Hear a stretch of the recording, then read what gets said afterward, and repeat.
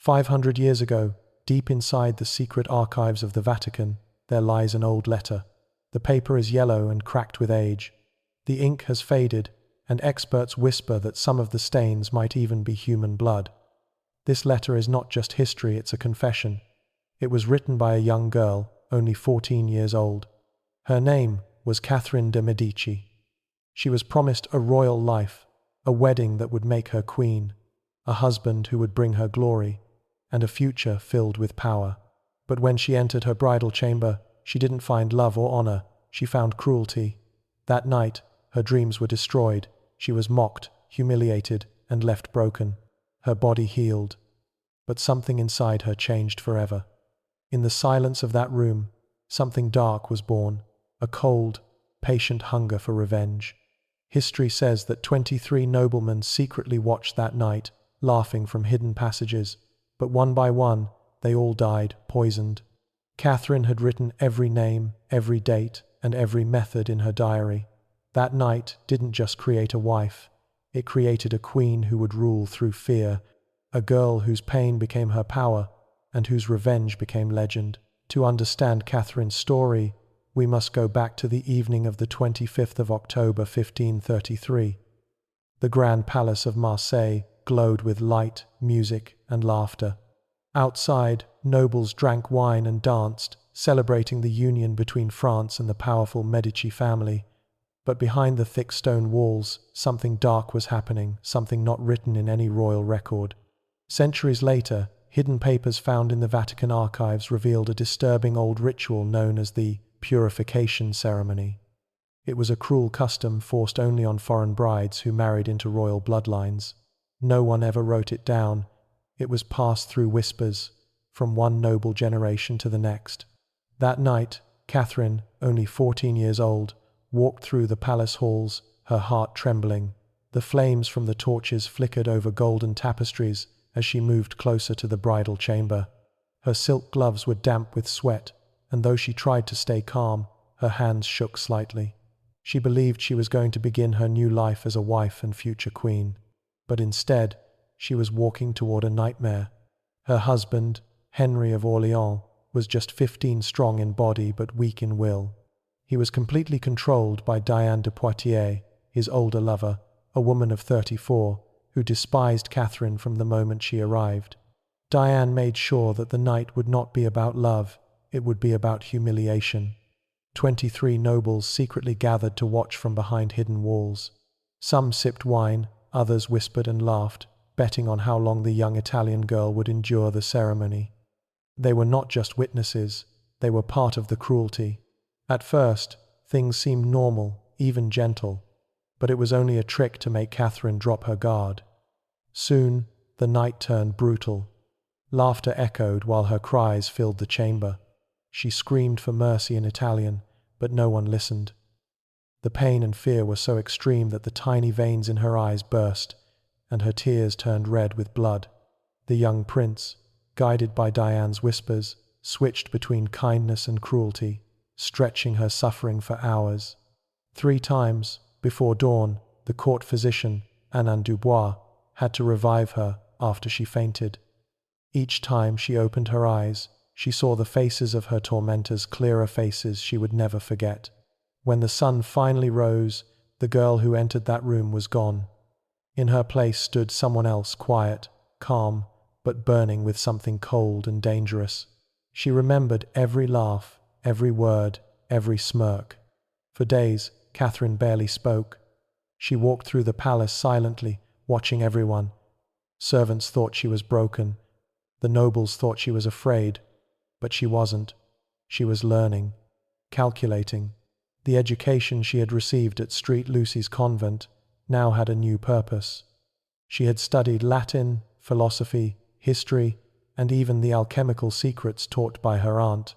By the age of 12, she already knew 5 languages and understood the politics of Europe better than many grown diplomats.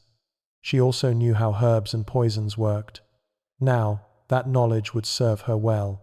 Every lesson, every humiliation, and every tear had shaped her into something new, something dangerous. What Catherine learned at the convent could heal or kill. The books and lessons that once seemed like scholarly tools slowly became the weapons of her revenge. She worked on them patiently, like a spider weaving a web. Henry of Orleans noticed nothing. Under Diane de Poitiers' control, he still saw Catherine as a quiet, harmless young wife. But Catherine had learned the first rule of court life: reveal nothing until the time is perfect. She smiled when she had to. She accepted small insults without showing anger. She made friends where it helped her.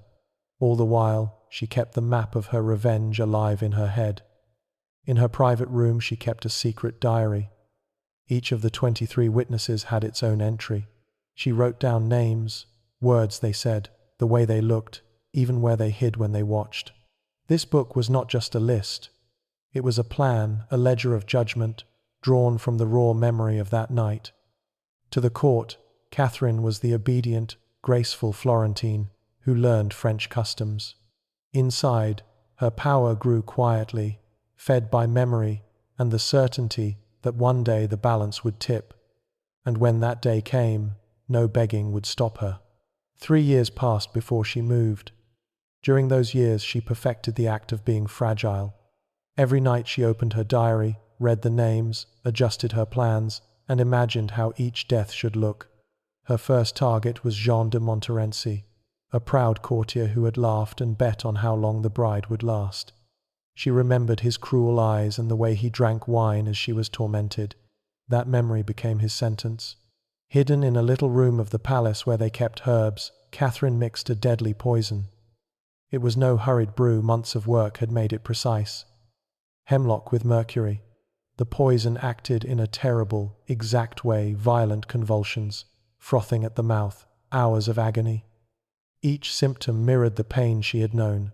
One cold winter morning, Jean de Montmorency was found dead. The court whispered of food poisoning.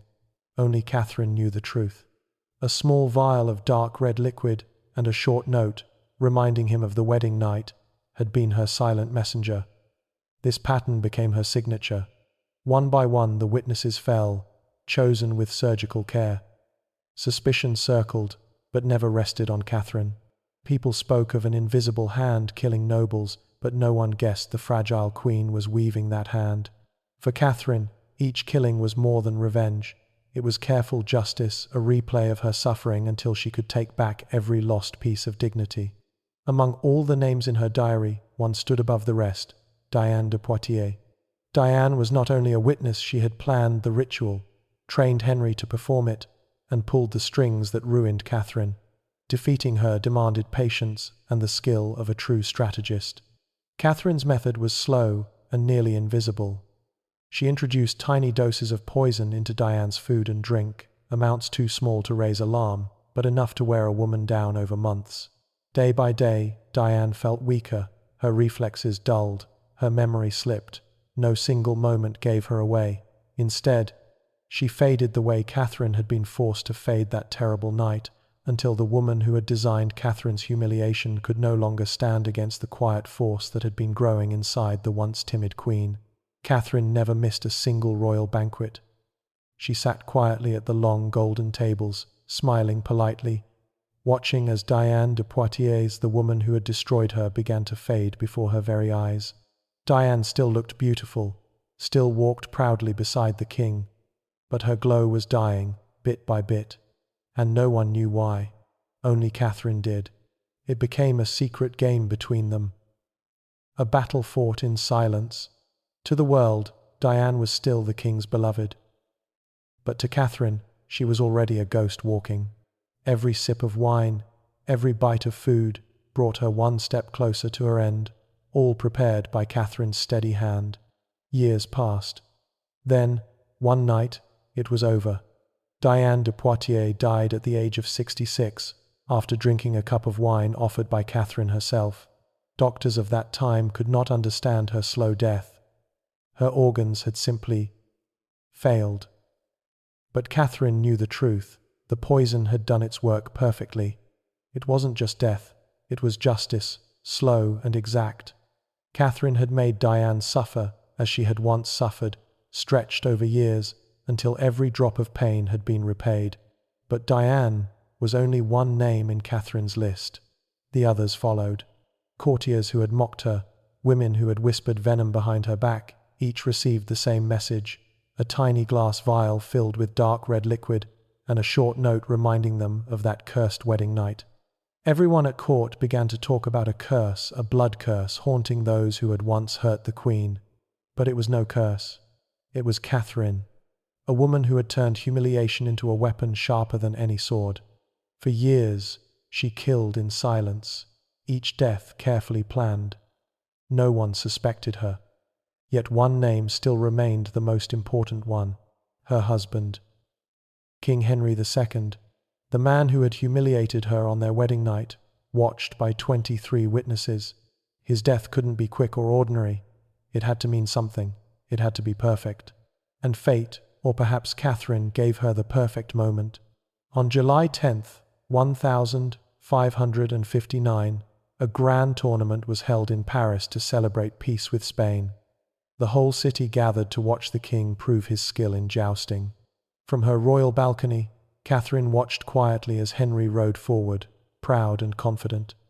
His opponent was Captain Gabriel de Montgomery. The trumpets sounded, the horses charged, the lances met with a crash. A single splinter from Montgomery's lance broke through the king's helmet and pierced his eye. The crowd screamed. Doctors rushed to save him, but Henry suffered for 10 long days, convulsions, fever, terrible hallucinations.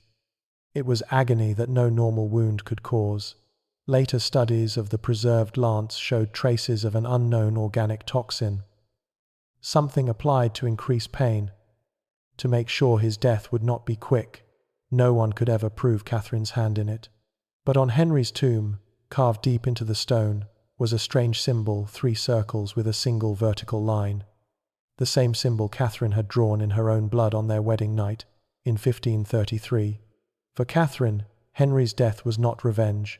It was freedom. After 20 years of quiet plotting, her pain had finally transformed into power. No one dared question her. No one lived who remembered what had been done to her. But Catherine's story is just one thread in a much darker tapestry.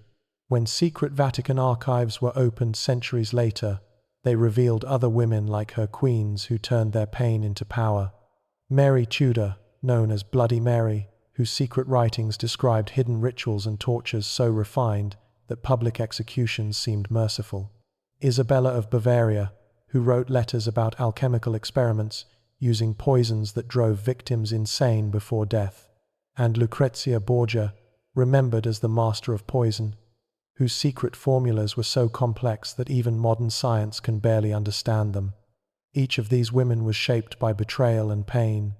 Each of them answered that pain with intelligence, precision, and sometimes death. History